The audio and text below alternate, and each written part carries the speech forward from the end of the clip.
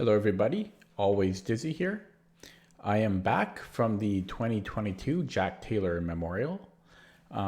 This is like the fourth time I've played in this tournament, I think. This tournament is held on the island that I live in Victoria, BC. So it tends to get a lot more players from the island, but still players from the mainland come as well. There were 100 players, but there was a pretty early cutoff of 100. It was kind of sold out about, I don't know, like 6 weeks earlier. We could have had more players, but they do cut it off because there's only so much size, only so much room in the areas that they rent out. I just want to make sure I'm looking at the right camera. That is correct. Okay.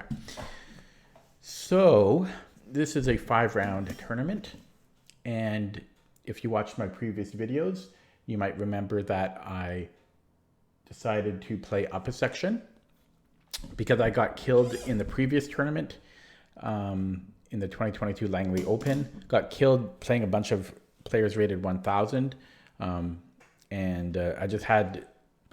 I didn't want to play players rated 1,000 anymore because I don't get any points if I win.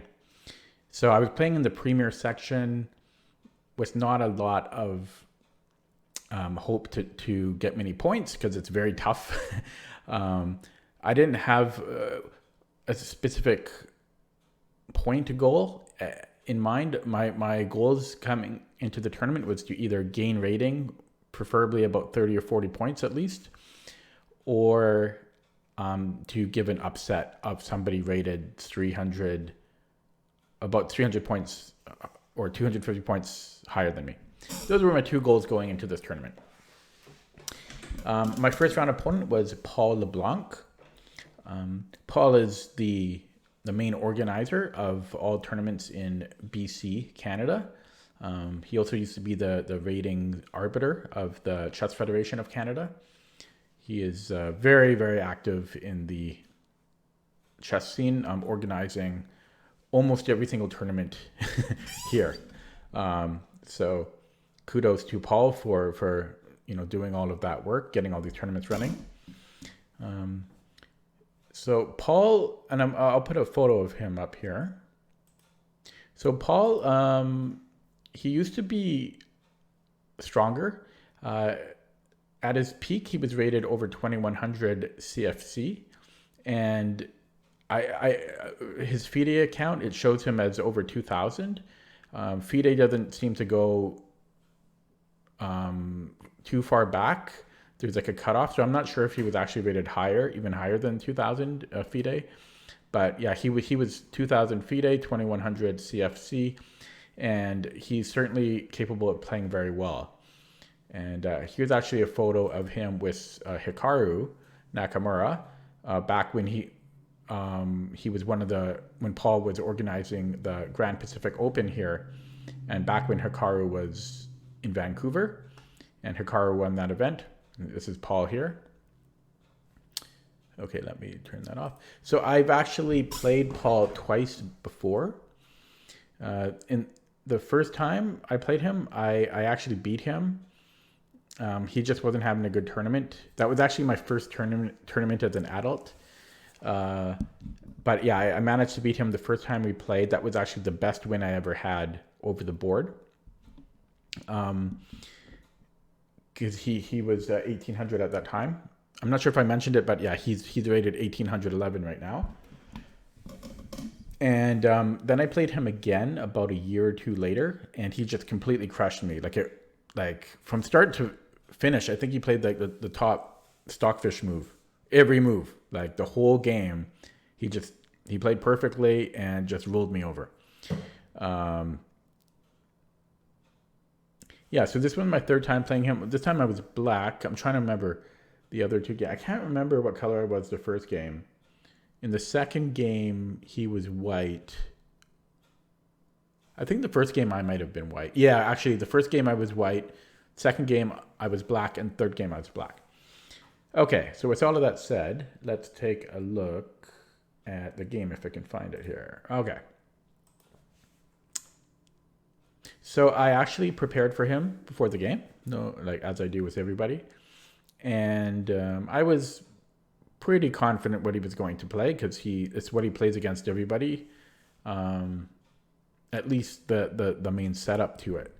Um, so he played d4, knight f6, and then he played bishop f4. And this surprised me because he does not play bishop f4. Like I don't think I found a single game where he's played bishop like the London before. So I was very surprised about this. Um, it didn't upset me, because it's a London. A lot of people play the London, but it was surprising. Anyways, the game continued e6, knight f3, b6, e3, bishop b7. I'm not really talking about these moves because, it's the London. There's nothing too amazing here. Most players tend to play c5, which is good. It's just not something that I play. I don't have anything against it, but I might play it. I might play it though. So future opponents, if you're watching this, maybe I'll play c5. He played bishop d3. I played bishop e7. Then he played h3. Now, h3 is actually the main line, but surprisingly, I don't see it that often online. Not too many of my opponents play it. I don't know why, but they don't. So I don't have the most practice against it. But I do get it from time to time. I played d6. He castles. I castle. And he played c4. So I thought probably he'll play c4 at this point. I was kind of hoping he would play c3 just because I have more experience with that. But obviously I've seen c4. A lot of my opponents play it, but I don't see it as often as c3. So if I keep looking there, I have a window to the road and I'm just watching the cars go by. I get distracted easily. So yeah, he played c4, and yeah, this was a slight headache just because there was a lot of the central pressure, and I'm just not the most experienced against it. And I don't quite understand all of the differences between c3 and c4 yet. I played knight bd7. And interestingly, Stockfish prefers c5 here a little bit. Not much, just slightly. As I said before, I'm just not that used to playing c5 in the London. I know it's very thematic. But yeah, it's not a big deal. I'm talking like a 30, maybe 40 centipond difference between knight bd7 and c5 here. But maybe c5 is slightly more challenging for white.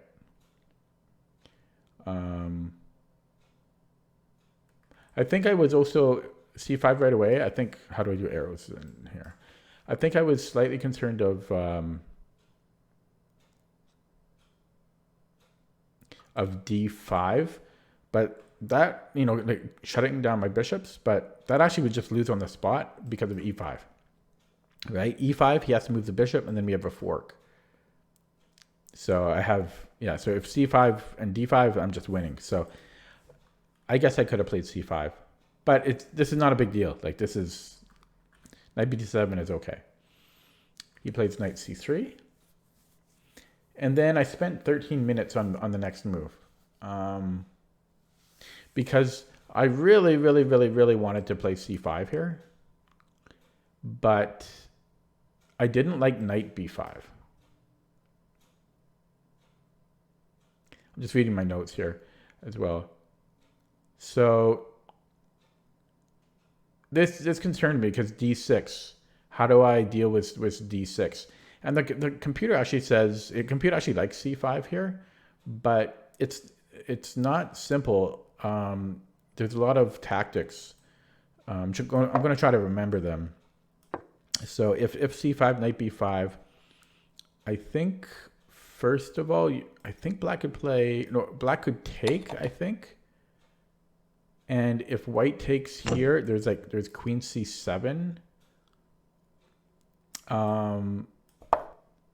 And I forget, like there was this, because of this pin, the bishop on f4 is undefended. But then there was also some other things like even e5 could have been played. I don't want to go down all the variations, but apparently the computer is okay with this, but it's not simple, and in a lot of cases it just wants to sack a pawn. And I did not want to go down that route with no track record of that type of position. So that's why I played rook e8. But yeah, it did take 13 minutes away from me. He played bishop h2. And when he played this, I was a bit surprised. I think this was not a great move from my opponent, from Paul. I'm not attacking the bishop, right? The bishop is in no trouble. It's good where it is. I don't know why he wanted to spend a tempo to move it back. I thought for sure like e4 is the simplest move for white here, and I wasn't quite sure what I was going to do against it. I was really expecting e4. The only thing I can think of is that he actually did see that line earlier where like c4, d5, e5, and maybe that just scared him, and he's like, I don't want to fall into that issue. Whoops, did not mean to do that. I don't want to fall into that issue. I'm just going to move the bishop back. Yeah, but I think this was slightly inaccurate for white. I played bishop f8. Stockfish prefers c5 here instead, but I was still scared of knight b5.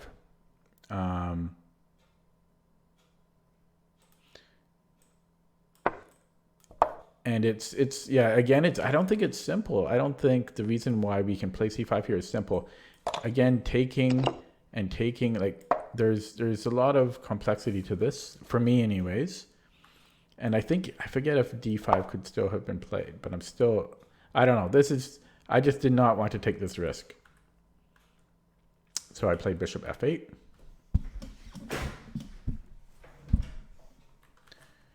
And he played e4. Played e5, d5. These moves are all good according to the computer. g6. So I didn't go here. I didn't go to knight c5 because what am I accomplishing with it? He'll just move the bishop back and then kick me out. And I just, like, what's the point, right? So I played g6, just giving my dark squared bishop something to do.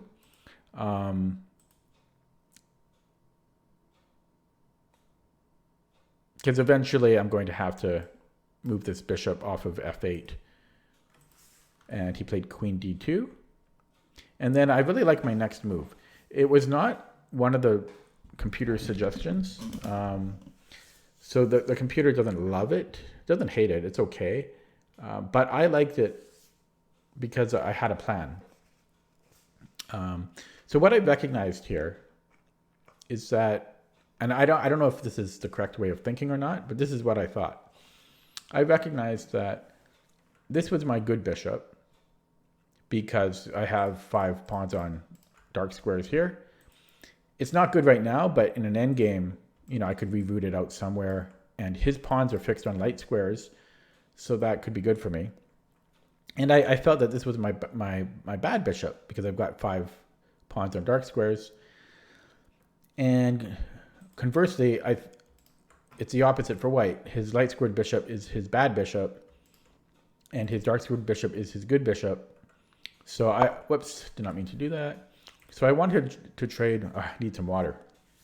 I wanted to trade, I should have got water before recording, but I wanted to trade my dark squared bishop for white's dark squared bishop because I felt that that was his good bishop and this was my bad bishop. So I played queen e7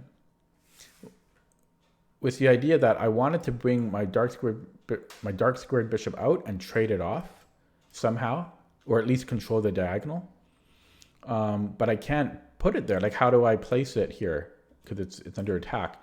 So my idea was to put the bishop to g7, the queen to f8 to support the bishop to go to h6 so I could trade it off. So I was happy with my little plan. He played b4. I played bishop g7. He played a4. And he played b4, a4 very quickly. I think this was too hasty, and a4 was a mistake. If you flip the board and you look at it from White's perspective, I think maybe Paul just thought like now's the time to grab space. Like I've got this opportunity to grab all the space here on the queen side, and Black is just starting to shuffle around. He doesn't have much to go for, but that's not true. I do have some plans here, and b4 was okay, but the problem with a4,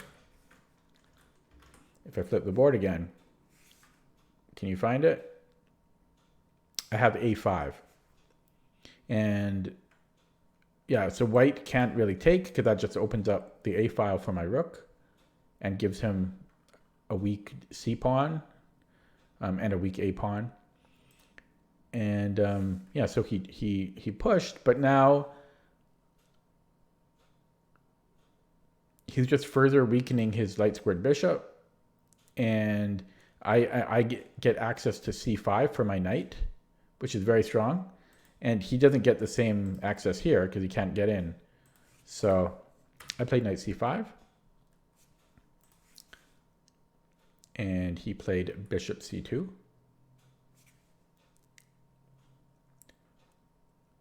I wonder if there's a way to get rid of this yellow arrow in chess space. Does anyone know if that can do that? Or is it annoying to see that? I'm not sure. Anyways, he played bishop c2. I played bishop c8. I could have continued with this plan here, but I thought, this bishop, I can't leave it here. Eventually it's going to have to go in this diagonal, so I might as well do that right away. So bishop c8. He played knight e1. And I figure he just wants to break on f4 eventually, or he might want to challenge my knight. I went queen f8, just continuing with my original plan. This was slightly inaccurate just because apparently it allows White to play g4 now. So like g4, g5. But it's not that bad. I'm trying to remember what the computer preferred. I'm actually just going to get some water. So I will stop the recording here and splice them back together. Okay, I'm back with some water. Okay, so after, I kind of skipped ahead here. So after knight e1 and queen f8, he played f3, which was okay. I'm not quite sure why he played it though. Maybe he wanted to get this bishop out. Maybe he wanted like queen h1 and maybe this was his idea.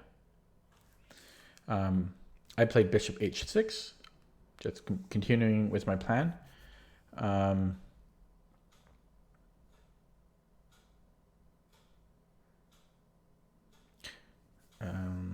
So I'm just reading my notes here.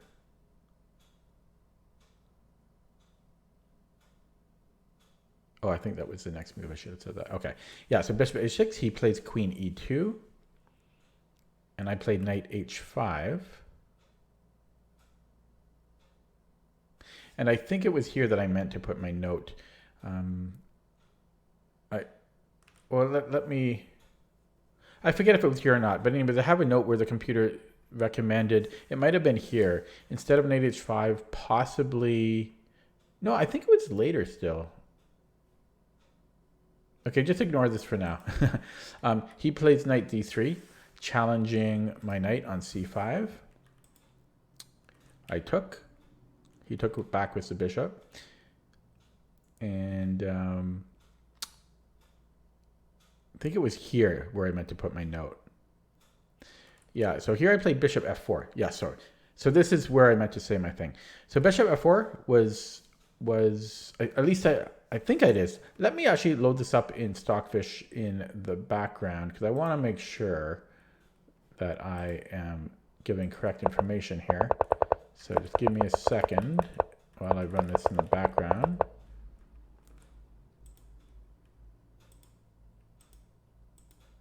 Yeah, so the knight h5 move was fine. And then was it here? Yeah. Yeah, so it was right here. So let me just get back to my window. So here I played bishop f4, which is totally fine. It's a good move. But even better, like slightly better, was actually, according to the computer, bishop g5, with the idea of just taking our time and allowing our queen to come in and exert full pressure on this diagonal and be quicker to jump in. So that would have been an interesting consideration, but it's hard not to play bishop f4 here, right? Like, and I'm talking small difference. It's like a 30 center pawn difference, but interesting idea. So bishop f4. Now, after bishop f4, my opponent, Paul, took a very long think. I'm like, it might be the longest think from any opponent I've ever had, and I played a lot of tournament games. Maybe it's not the longest, but it's one of the longest. He thought for 36 minutes here. The interesting thing is that the position is not that bad for white. I mean, black is better here. I think it's about -1.5 around there. But I don't think it's worth a 36-minute think. I'm thinking he was probably panicking for some reason. But after his 36-minute think, he was down to 13 minutes. And I had, let's see, I've got my score sheets here. What is this, move 22? Yeah, so after his next move, he had 13 minutes, and I had an hour and 1 minute. Okay, so he played rook a2, which was fine. And I played queen h6. He played knight d1, and this was a blunder. But he kind of put himself in this situation. Like, again, in this position here, even before rook a2, black is better. Like, black is winning. It shouldn't. I don't know if winning is the right word. I don't think winning, but black has a big advantage because, well, I mean, if I need to explain it, I'm about to trade off my dark squared bishop. My knight is very strong on these squares, and I have a light squared bishop, which is my good bishop, and he's left with a bad bishop. My queen is ready to fly in. It's just a very pleasurable position for black. But it wasn't like, it's not losing for white. It's just much better for black. But after knight d1, this is a blunder. But totally expected for him to make a blunder because he left himself with very little time. 13 minutes over the board is not a lot of time, especially when your opponent has an hour and 1 minute. So yeah, I think this was invoked from time pressure. So this allowed a little simple tactic here, which I employed. Bishop takes h2, king takes h2, queen f4 check. And then he can't go to queen h1 because of the fork here, right? So he goes king g1, and then I have knight g3. He played queen f2. I took the rook. He took back. I played king g7, which is not one of the top ways the computer prefers to play, but to me it made sense, trying to just get the rooks maybe playing on the h file, h5 type of deal. I was also not trying to find the ultimate best moves at this point. I was just trying to find decent good moves, and because my opponent was in time for trouble. He played queen f2. Played h5, and then he played g3. Not the best reply because it lets because of the move I played, but he was down to 11 minutes at this point, and yeah, it's just going to be difficult for him to find perfect moves every move. Yeah, but this allowed queen c1, which is what I played. Just infiltrating his base and harassing him, tying up his pieces a little bit more. He played bishop e2. I took on h3, g4, h takes g4. I did calculate this, of course, before playing queen c1. I was making sure that after g4, I could deal with my bishop not getting trapped. But bishop takes h3, g4, h takes, f takes. Rook h8, rook b2, and I played queen h6 here. Now there were better options over queen h6, but Paul was down to 4 minutes at this point versus my 52 minutes, and I wanted to apply a little bit of pressure on the clock. Again, I'm not trying to play instantly because I'm still trying to find good moves, but I'm just not looking for the best moves. So yeah, I played queen h6. He played queen g3. And then here I thought for 19 minutes, I really slowed down. And it was probably agonizing for Paul because I'm sure he was close to resigning at this point. And he had to sit there the thing is he can't even get up and go for a walk while I thought forever. He had to just sit there and take it because he only had 4 minutes on the clock. If he goes up for a walk, he might, and he doesn't pay attention, he might lose like an extra minute needlessly. Or even 30 seconds, which is like a quarter of his time or something like that, 20% of his time. So anyways, what I was calculating, and I calculated it quite deep, but I don't know. I was actually, to be honest, I think there was some noise going on or something, and I got kind of distracted. I believe that was when there was, and I know who it was, but he was eating chips behind me. There was a person eating chips behind me and just really loudly, and then, and it was very distracting to me. I'm surprised nobody complained. And I didn't complain because I don't want to be that guy, but yeah, it was distracting. So anyways, I was calculating taking on g4.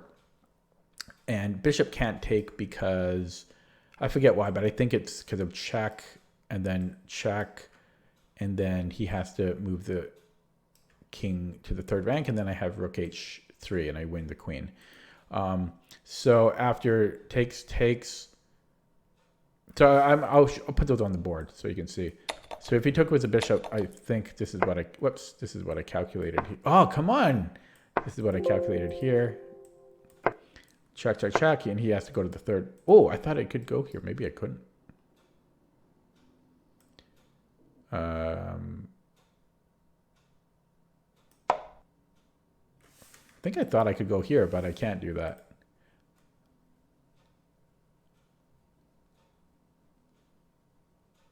So I'm not sure what the best follow-up is here. I guess I could win the knight. I could take here, and if he takes back, I have check. And my king is actually safe. So that's funny. That's funny. That's not what I thought. When I calculated the bishop takes line, I thought I could just go rook h3 here. And then the other line I was calculating was if queen takes and check. Was it this? Or was it here first? I think, whoops. Computer is very glitchy here. So this is what I was calculating. And then I thought rook h4, which is the best move. But for some reason, I abandoned the idea. Oh, I think it was because of this. Bishop f3 is what I had seen. And then I didn't see queen d1, I think was the issue. I didn't see queen d1 here. Yeah. So anyways, after a 19-minute think, I ended up playing just queen g5. Nothing flashy. I can double up the rooks on the h file. I didn't want to think any longer because he was in time pressure and I wanted to have a good cushion on him. He played rook b3. I played rook h4. So the added bonus of being able to take on g4. He defends it with knight f2. I double up the rooks. He plays rook c3. I played queen d2. Bishop f1. Bishop takes f1. At this point, like, he had like 1 minute on the clock. So if he had a lot more time, I'm sure, well, I'm not sure, but he probably would have resigned. But, you know, when you're really low on the clock, you kind of just play off of inertia. And yeah, so I don't blame him for playing on. He played king takes f1. I played rook h1 check. And then here he resigned. And he was down to like 10 seconds on the clock too. So this felt very good. This was a great victory. Funnily enough, this is actually my second best win over the board. The first one was when I beat him the first time, 4 years ago. He was rated a little bit higher. He was rated 1822 4 years ago when I beat him. And now he was rated 1811 when I beat him this game. So my two best wins over the board were against Paul.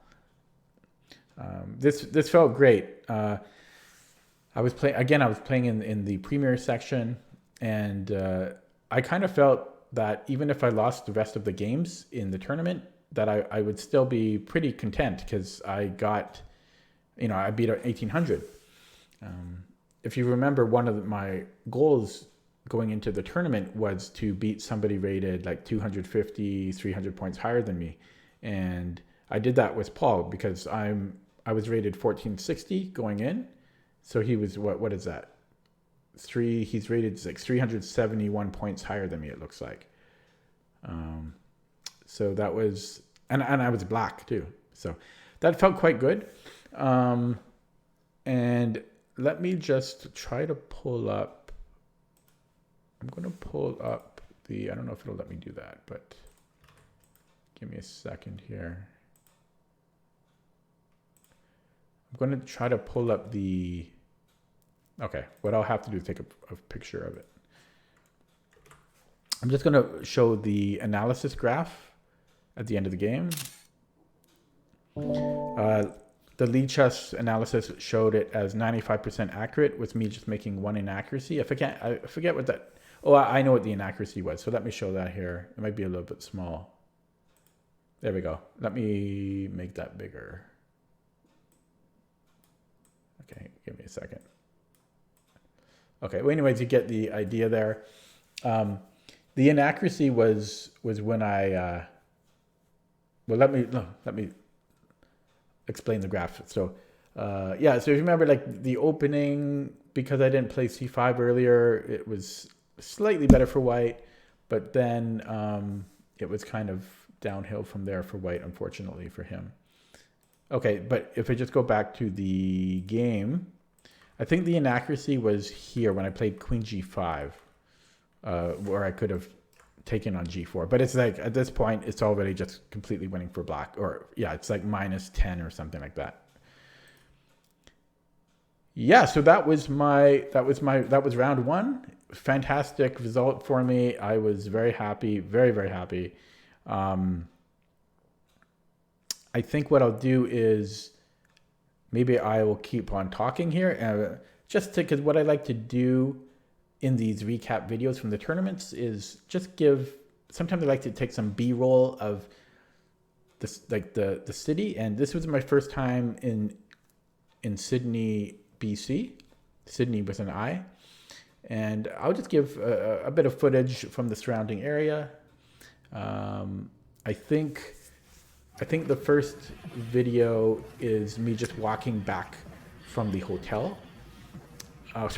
Walking back from the tournament area to my hotel, which was about a 10-minute walk. It's about 1 kilometer away.